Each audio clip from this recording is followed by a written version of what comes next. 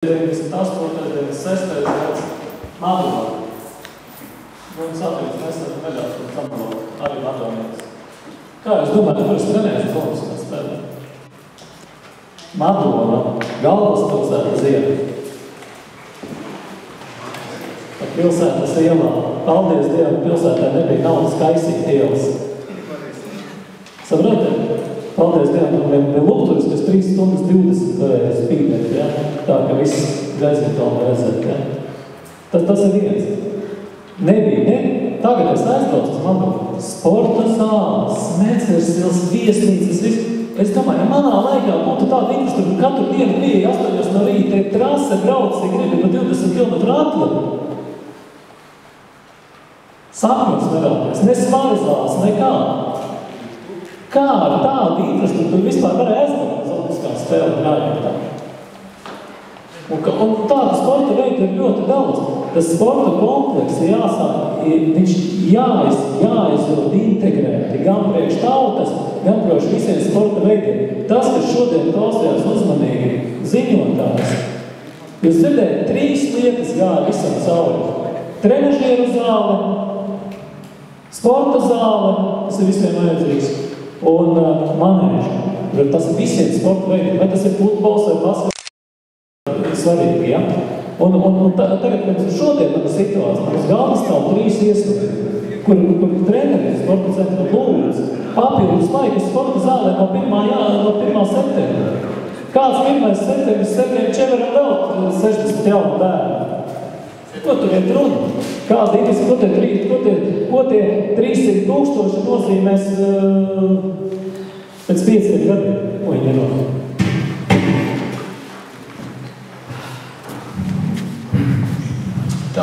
Tātad debatas iet rītībēs. Es arī piebilstu Robertam par šo lietu, jo nevar mērīt tā, ka mums vajag kaut kāds nepieciešamības nosaka, un ar to ir pilnīgi pietiekami. Ja reku piemērs sēž Leonīds Kuticos, tā nevajag staigāt. Es atceros, kad mans dēls 5 gadu vecumā aizgāja pie trenēties. Viņš trenējās uz tiem pašiem paklājiem, uz ko es trenējos. Un tie paklāji, es nerunāju par sanitāro vai kaut kādu citu aspektu, ja? Un viņš veda cilvēkus uz Slovākiju, uz Nīderlandu, uz Vāciju un komandas vinnēja pirmās vietas. Šodien viens no labākajiem klubiem Latvijā ar visnodrošinātāko infrastruktūru un naudām ir Zironija klubs, kurš zaudēja Leonīda audzēkņiem. Bet tu gribi pateikt man to, ka pilnīgi pietiekoši to, ka viņš iegūt savu darbu un viņam nav sekundzi šitā. Es pilnīgi uzskatu, ka tas ir absolūts mūks, jo cilvēkam jādod attīstīt savu darbu, attīstīt savus audzējumus un parādīt ne tikai to, ko viņš dara pats, ja, ar ko priekš viņa arī dara sabiedrība, un mēs kā deputāts nedrīkstam tā runāt, jo tu parādi kaut kādu finansiālu aspektu, mums tur jādomā par to, nav jāizdod līdzekļus kaut kādām pirkumam. Bet ja tā kopējā vīzija ir, mums jau arī vajag to strīdību starp skolu un stadionu, ja? Arī vajag noņemt nost. Un par kādiem līdzekļiem to jādara. Tas priekšlikums, es nedzirdu priekšlikumu par to, kā realizēt šo kaut kādi pussapņa runas, ja, kuras nepārvēršās nekādā ideja. Tu kā finansisti pieprasi Robertam pat, lai viņš šitam, kā tu nosauci sapņu pilī, ja, lai viņš dotu apakšā ciparus, vīziju. Ja. Bet, jo mēs kaut ko būvējam, mums jāsaprot, ko mēs būvējam, kā mēs to būvējam. Ja. Un lai kaut ko sāk projektēt, mums jābūt apakšā, uz kā mums jāprojektē. Nevar projektēt uz to, ko tu iedomājies, vai mums jābūt papīram un cietām. Un pie tā visi jāstrādā, nevar tā. Ja tu domā, ka tā ir nelietīgi nauda, tu nepareizi runā šajā brīdī. Es savā ziņā nedaudz atbildēšu. Pats kā tāds, kad kurā skatījumā es domāju, ka šīs konferences mērķis bija nonākt līdz šādiem skaitļiem, aprēķiniem, tādēļ arī es jautājums. arī Latvijas pedagoģijas un sporta akadēmijas cilvēkiem par šiem te aprēķiniem. Tāpat tās arī bija jautājumi par zvejniecībās stadionu apjomu.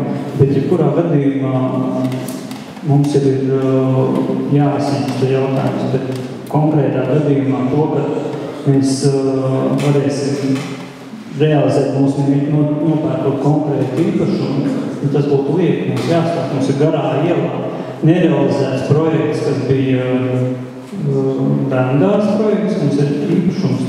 Tādēļ jāskatās konkrēti. Mums doto mirkli šeit ir tas, ka tā diskusija jau ir līdzvērtīga tāpat kā valsts līmenī. Mums ir uzrakstīta programma, mums ir uzrakstīts vajadzības, bet finansējums nav. Tur jau tā. Paldies, te jau paliek deputāti uz sēde, ja? Bet šoreiz ir satikušies ļoti dažādi sporta speciālisti, lai kopīgi to redzētu. Tu neesi sporta speciālists? Četreiz Latvijai nosaukuši sporta speciālistus, kas ir stūps šajā jomā. Un tāpēc arī šī brīdī būšu tāds pats, ja? Bet ir viena lieta, un es saprotu, ka šeit ir, bet kā piemēra, laikam, tad daudz labāk laikam var saprast ar piemēru. Ir daudz dzīvokļu māja, ir arī parlaments. Ja parlamentā 51 deputāts nobalso par 49 pret, tad realizē to, ko dara 51. Un mēs bieži to aizmirstam. Arī skolā mums klasē ir divi, kam varbūt ir dažādas lietas, kas grūtāk. Mēs visu fokusējam uz tiem 2%, un mēs aizmirstam par tiem 28%. Un varbūt tāpēc mums valstī tā šķērsam arī ir. Mēs gribam tikai to. Par tiem labajiem visām lietām un dažādām citām lietām, un tam vairāk, tiem nevar. Viņiem jau tāpat ir labi. Galvenais ir grūtīgi. Un tad varbūt mums tas nesanāk, bet dzīvē tā viss, ja mēs aizmirstam lielāko daļu valsts. Un tad ir daudz prasījuši, kam te pieder valsts. Latvija, kam te pieder tautai. Varbūt atcerēsim kādreiz par to tautu arī. Tas nav suņi būs. Kurš ir? Kam pieder valsts? Lūdzu. Teiksim tā, no finanses viedokļa, no tāda ārprātīga, es zinu, vislabākais būtu Latvijā visu sportvietas aizliegt un atstāt vienu, kuris tiešām pats cienamā visu radnieku un skribi, kas ir orientēšanas sports. Viņš ir veselīgs, viņš ir lēts, un vispār nekomentēt pareizi, ja? Bet diemžēl, es arī Futbola federācijas diezgan opozīcijā ar Indriks un Kumu, jo viņiem vienīgā doma ir visu laiku jāceļ manieši.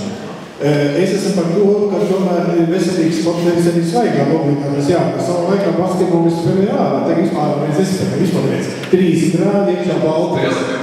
Tas tā. Bet lieta jāsakot vienīgi, laiki mainījušies. Un ja gadījumā būs situācija, ka nebūs šīs manēžas, tagad daudz ko var ārā darīt, ja? Agrāk futbolu spēlēja vasarā, mainījās visi saturduļās vai labi. Bet, diemžēl, tā puisi un meiteni, kas sēž pie tā datora, ja tā ārā bija skriet, un teiks, davai iesim skriet, viņi neskries tur ārā. Viņiem vajag to vidi, tāpat arī par to stadionu. Mūsdienās cilvēks vairs negrib iet uz to Daugavas stadionu. Tāpēc, ka viņš ir miskastē.